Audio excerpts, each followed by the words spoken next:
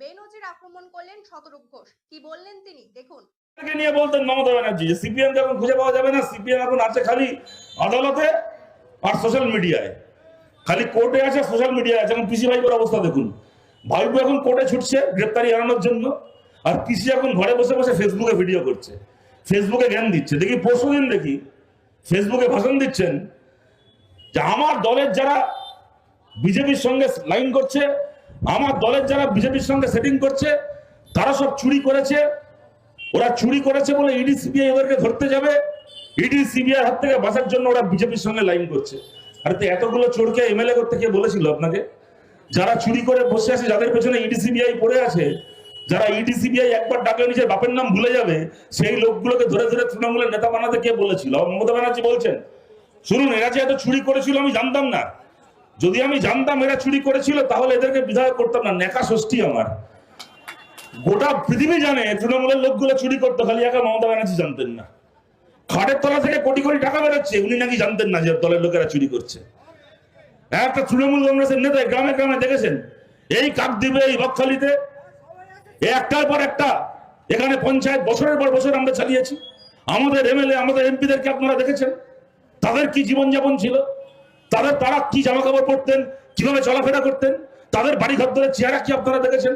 আর তৃণমূল কংগ্রেসের এই পঞ্চায়েতের মেম্বারগুলোকে দেখলেন, একটা করে পঞ্চায়েতের মেম্বার হওয়ার আগে গরমকালে খালি গায়ে কাঁধে গামছা নিয়ে বসে থাকতো, গায়ে পরাটা জামা থাকতো না, খালি গায়ে কাঁধে গামছা নিয়ে বসে থাকতো। দূর থেকে দেখলে, গামছা দেখলে চেনা যেত তৃণমূলের ওই লোকটা বসে আছে।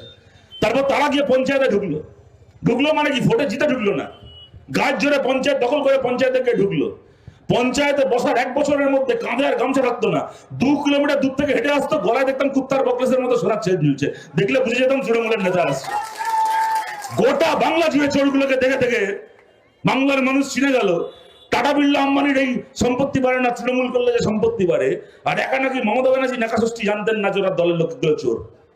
এখন আবার গদ্দারির গল্প শোনাচ্ছেন, বেইমানির গল্প শোনাচ্ছেন, বলছেন এদেরকে আমি এমএলএ করেছিলাম, এমপি করেছিলাম, এরা এখন বিজেপির সঙ্গে সেটিং করে আমার সঙ্গে বেইমানি করছে। তো মমতা ব্যানার্জি, আজ থেকে 30 বছর আগে আপনি কোন কাজটা করেছিলেন? আপনি কি করেছিলেন? আপনাকে কে চিনত?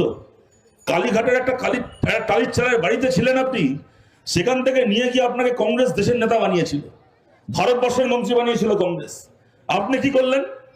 ক্ষমতায় আসার জন্য সেই কংগ্রেসের পিঠে ছুরি মেরে তাদের 1 নম্বর শত্রু বিজেপির সঙ্গে জোট করে আপনি বাজপেয়ী সরকারে মন্ত্রী হয়েছিলেন, আপনি এই বাংলায় বিজেপিকে ডেকে এনেছিলেন।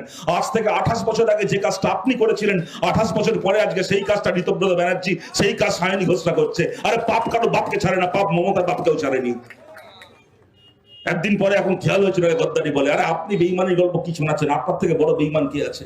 এই পশ্চিম বাংলার মানুষ আপনাকে কি না দিয়েছিল, আর আপনি বাংলাকে কি দিলেন? 15 বছর ধরে বাংলার কলকারখানা বন্ধ করলেন, কৃষকের ফসলের দাম পেতে দিলেন না, শ্রমিককে ঘামের মজুরি দিলেন না। তার বিরুদ্ধে মানুষ মিটিং করবে, মিছিল করবে, লড়াই করবে, সেই মিটিং মিছিল লড়াই করলে তাকে দিনের পর দিন জেল খাটালেন।